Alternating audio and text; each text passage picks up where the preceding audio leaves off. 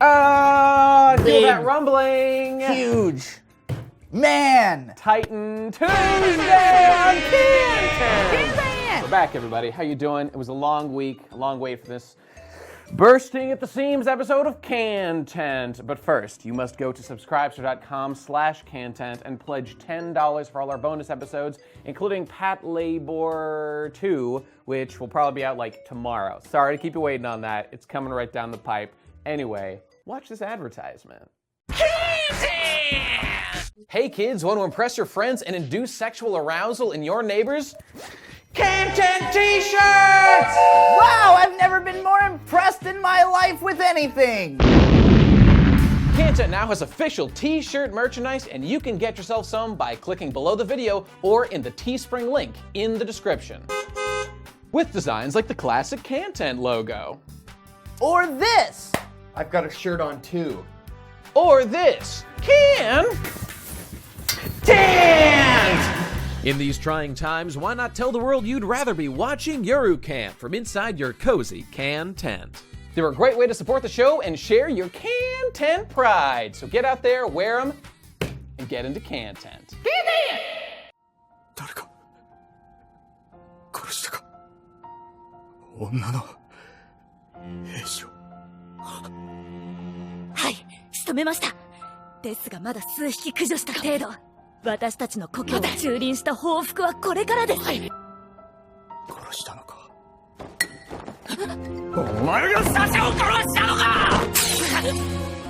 Titan, episode 13, season 4. Gabi gang, Gabi gang, Gabi Gabi gang, Gabi gang. gang. Gabi almost got ganged a lot in this episode. She did get ganged quite a bit. She was ganged up on. She got lucky in the end. Okay, well, we'll circle back. She almost got Gabi ganked. That's true. That's very true. So our episode, this is kind of a setup episode. Not a lot of like big explosion actions happen, but things are made clear. Points are clarified. Things have been waiting, like when are they going to touch on the whole Gabi is with Sasha's family thing. We do that in this episode, etc., etc. First actual event of the episode is we're cutting to my man Zeke over here, hanging out with Levi, and they're discussing some plot elements that we had been wondering about. It turns out that inside of Zeke's like spinal column is a gas, I guess, that will make other, specifically they described it as are all Titans Ymir followers, or is it just certain all ones? Eldians are followers of Ymir. Right, so any follower of Ymir that it affects, he, I guess, can control them, and that's why he was able to control other Titans, despite not having the control thing. I mean, I'm thinking back, of course. So like season 3, the big fight, Beast Man versus Levi and stuff when he kills everybody. And there's a lot of, I'll certainly want to talk because things are clarified to a certain degree. Is it enough to justify? We'll get back to it. So Zeke, we've seen him turn people Titans before with like a big yell. We haven't really understood why that is. So it's clarified now in this episode. So I think that any Titan spinal fluid, because obviously Zeke wasn't around. Some people have been injected with stuff and they turn Titan mode. I think the idea is any Titan spinal fluid can turn you into a Titan if you're an Eldian and it gets injected into you. Okay, but Zeke has the special ability, I think as a royal family man, and also possibly because he's a Titan, he can tap into something called, okay, now, this is the first mention I remember hearing of this in the show, something called how they can have Zeke-specific spinal fluid, and then he, quote, gives an order through the paths. Now, I don't know what that is exactly. I assume that's the weird magical thing that we know connects Titan Eldians in some way. That definitely does exist. Okay, that's fine. And by turning them Titans, by giving them a command, which we know is something that royal people can do, I think that's how he was able to control them when attacking that place where Ymir went Titan for the first time and when attacking, Levi in season 3. So, okay, makes sense, I guess. They've now clarified how Zeke did those things. He doesn't have the coordinate. We were wondering about that, how he did that. Okay, now it makes sense. We also get confirmation that he seemingly did not want to destroy the villages and everything. He claims as much. Oh, right. Actually, when we see the scene of him turning specifically Connie's village into the people, and I mean, I gotta say, Levi, with another character, this would annoy me. With Levi, it always comes across earnestly and honestly. Zeke's like, yeah, I turned a village into fucking asshole monsters. And Levi, I forget, he's like, you mean like Johnson Village. It has a name. There are human beings who live there. Zeke's like, bro, relax. I'm just trying to, you know, do my Titan thing here.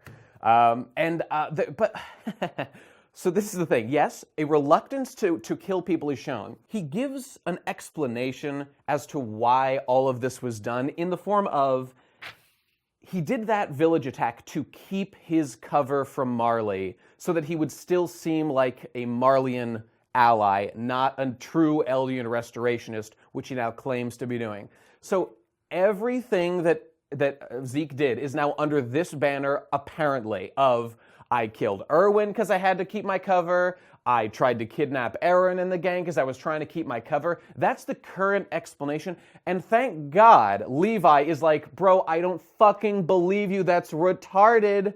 So I appreciate the skepticism because I feel it too. Yeah, well, I mean, and we've talked about before how like he was literally like insulting the people he's murdering under his breath and seeming to have fun killing them before. So like either it's a writing flaw of we didn't know what we were going to do with this character, or so someone commented in the comments and said, well, you guys, you have to keep in mind that Peak was there as the cart titan, which is true. Peak was kind of around and might have overheard. Now, here's something Zeke could have done. Keep it to his damn self and just not say anything. He just looked like he was having so much fun. Right, that's the thing. He didn't have to have that much fun. He chose to have that much fun. Maybe it was all deep cover. That could be...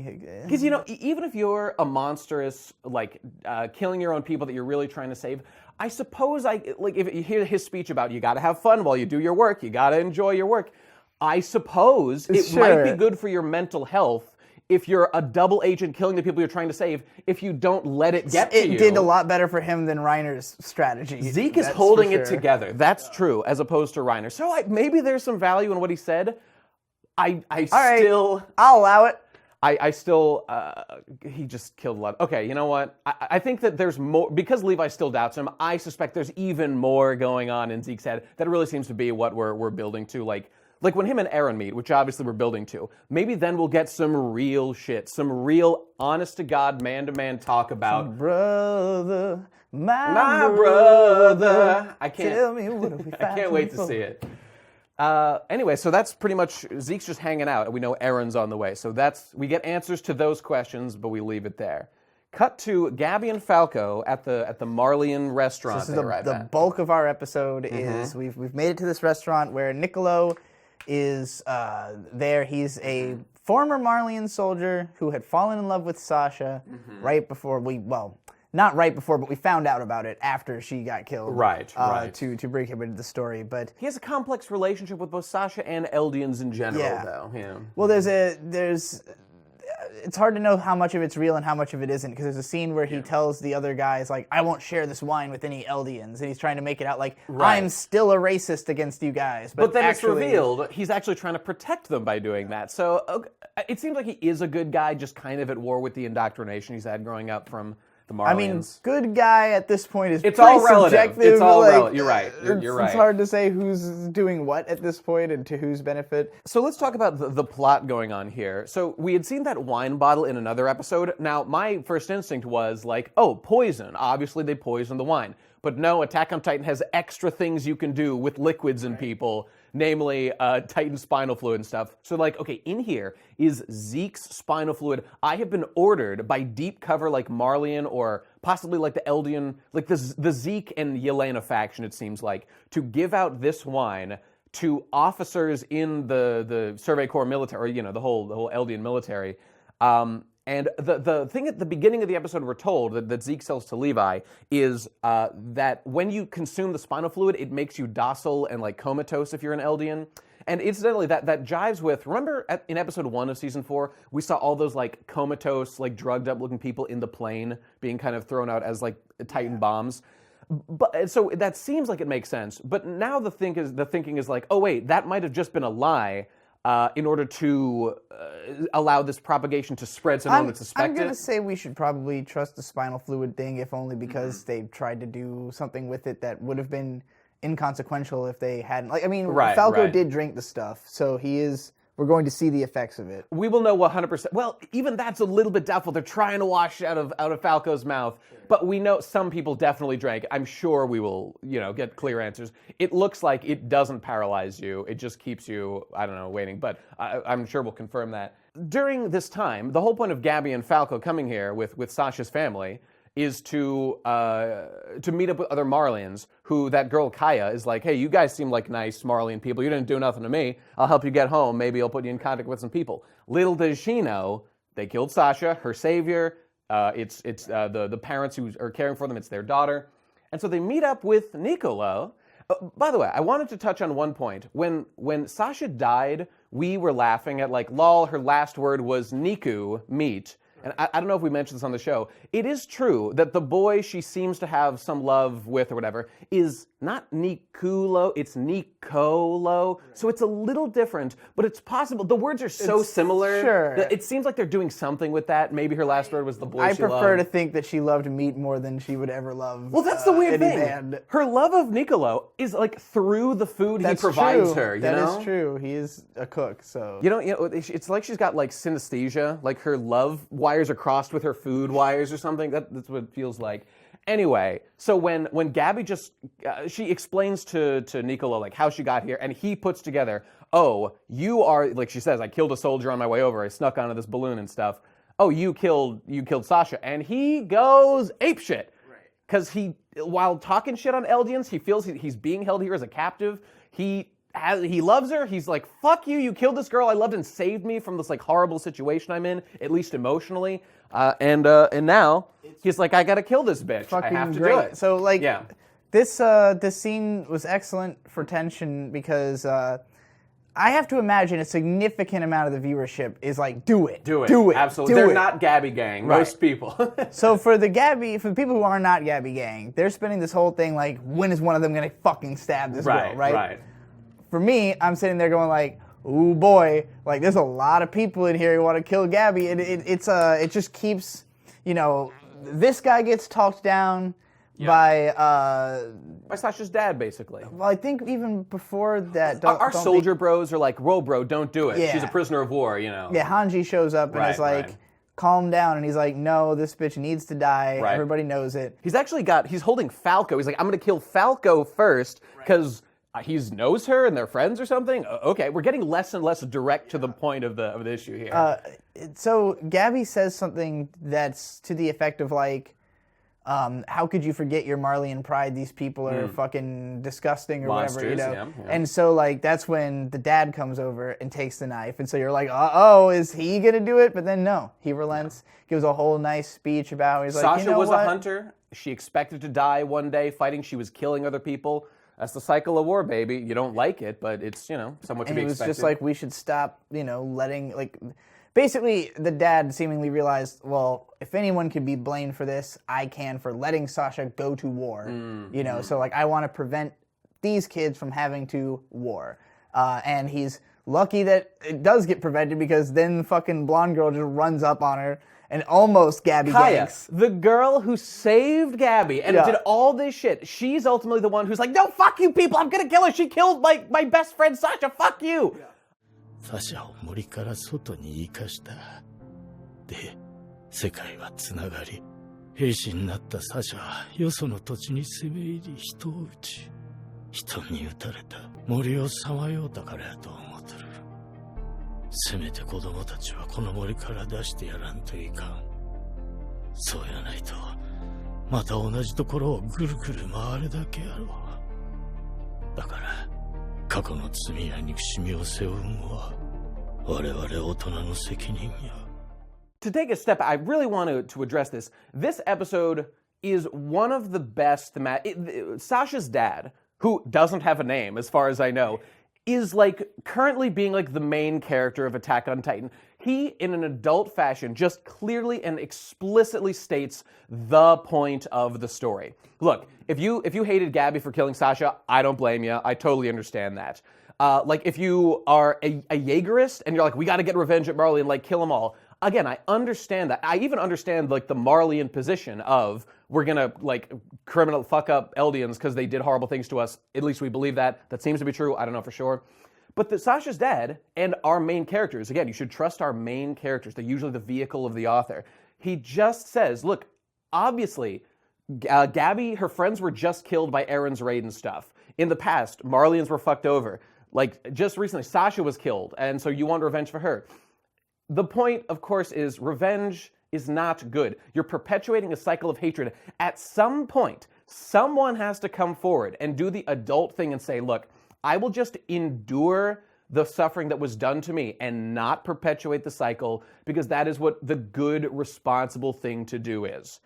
And that is exactly what it does, and he forgives her. And even though Kaya tries to go and stab, he stops her, and we get this beautiful moment of like all of Gabi's like adopted family and or Sasha's adopted family just like weeping at their grief. Kaya was stopped from becoming like a revenge monster the way that Gabi is right now, and that's very So good. was Niccolo, who's crying about how he's like, I can't believe I was going to murder a child afterwards. And like, to be fair, welcome to the gang. resisting ongoing oppression like the Eldians are doing is a slightly different thing than perpetuating revenge. But that's where it gets down to what's a smarter approach. Like wipe out everybody else, or, you know, bear the brunt of people's hatred and preserve your society and protect the people you can on like Paradise Island or whatever. I understand there's more nuance in that, but in the immediate revenge cycle thing, this is just a denunciation of it. And it's great. And I'm hoping Gabi will get the fucking message, because while I am Gabi Gang, Gabi Gang, Gabi Gang, Gabi Gang, Gabi Gang, Gabi Gang, Gabi Gang, Gabi Gang,